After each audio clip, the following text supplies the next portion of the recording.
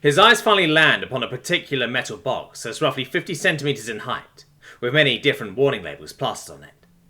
What's that? Curious, he limps over to it. It seems just like a normal metal box to him. No locks, chains, or other security mechanisms.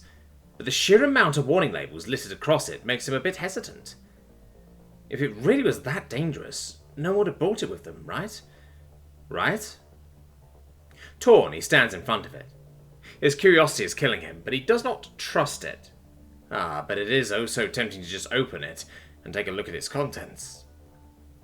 His general confusion is also not helping him right now. Even concentrating on a simple task is challenging. Anything above rudimentary planning would be impossible right now. Hell, he doesn't even remember what happened mere moments ago, now that he thinks about it. Something about snow. Scrunching his face, he scratches the back of his head. To hell with this crap, he shouts, frustrated. Grumpily, he sits down in front of the dubious box. Somehow he just knows it's important, but why is it important? This back and forth continues for a moment until he finally makes a decision. Screw it. Only one way to find out.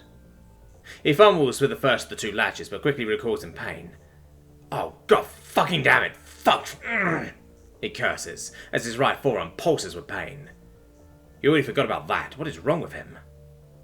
Now aware of his injury again, he tries to open the mechanism with just his left hand, but the fastener is impossible to open that way.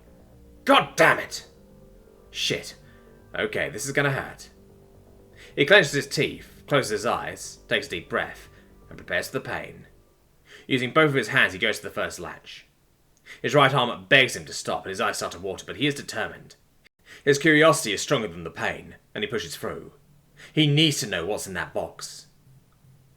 After what feels like an eternity to him, pop, the latch finally opens.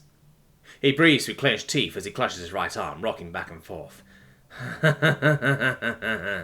He laughs, trying to laugh away his pain. After a short break, he gets ready for the final round. He will not lose to a box. This better be fucking worth it, he growls in pain, as he goes for latch number 2. A few moments of cursing and shouting later, both latches are finally open. Exhausted, he lets himself fall backwards on the cold metal floor, breathing haggardly. Never again, his voice trembles, and suppressed tears run down the corners of his eyes. As his arm finally hurts a bit less, he groans and gets back up again. Time to see if it was worth it. He carefully opens the lid, eager to see the contents. His findings surprise him. A weird-looking chunk of gold metal, inside of a silk plastic bag. Really? That's it? A chunk of metal? He reaches inside and takes it out of the box, rotating it in his hand and inspecting it from different angles. All of that for a goddamn lump of metal? An overwhelming feeling of disappointment washes over him.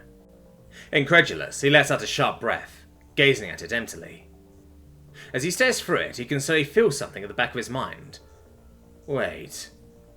He closes his eyes. There is something. Recognition? A scene starts playing out in his mind as he is taken somewhere else. He wakes up in a dark room. Wait, there is also a wide window, a cockpit. But he is panicked. Why is he panicked?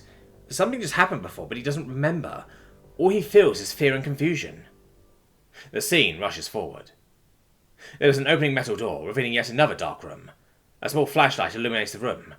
Inside there is some equipment, a laboratory. There is a shelf and hands. No, his hands, taking a whole compartment.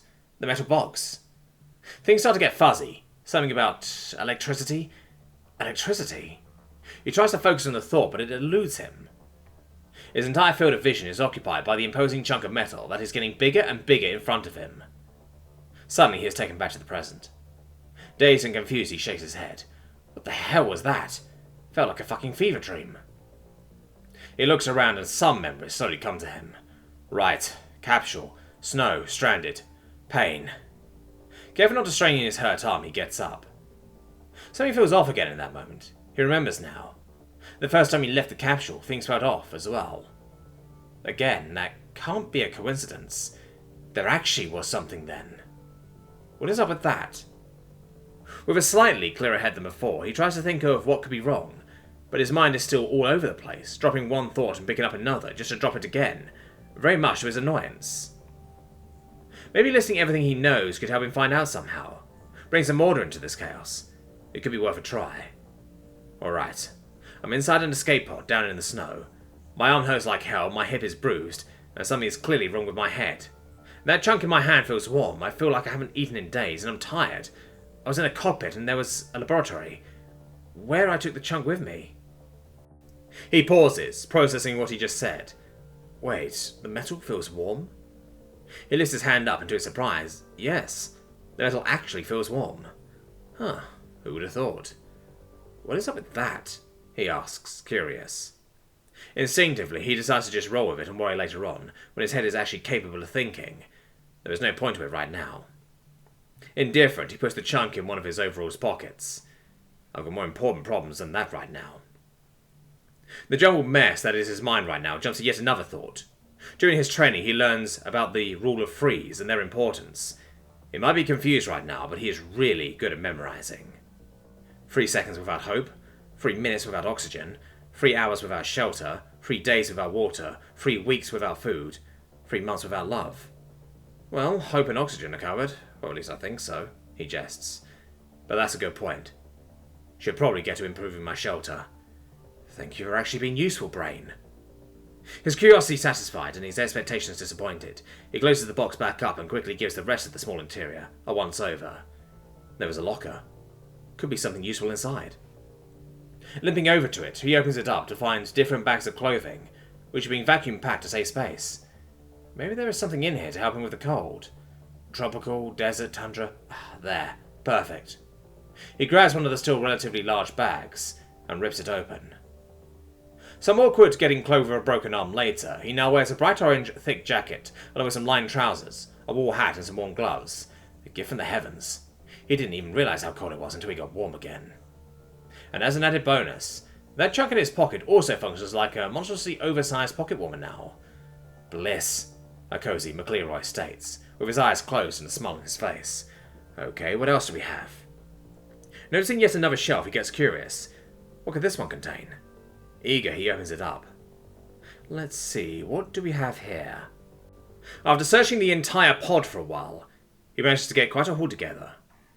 Rations, supplies for purifying water, a survival knife, an axe, and a flare gun, along with 6 rounds and some basic medical supplies.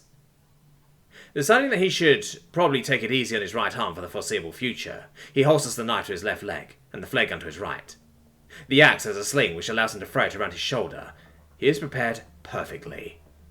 Now to finally improving his shelter. All geared up, he hesitantly exits the pot again, looking to the sky.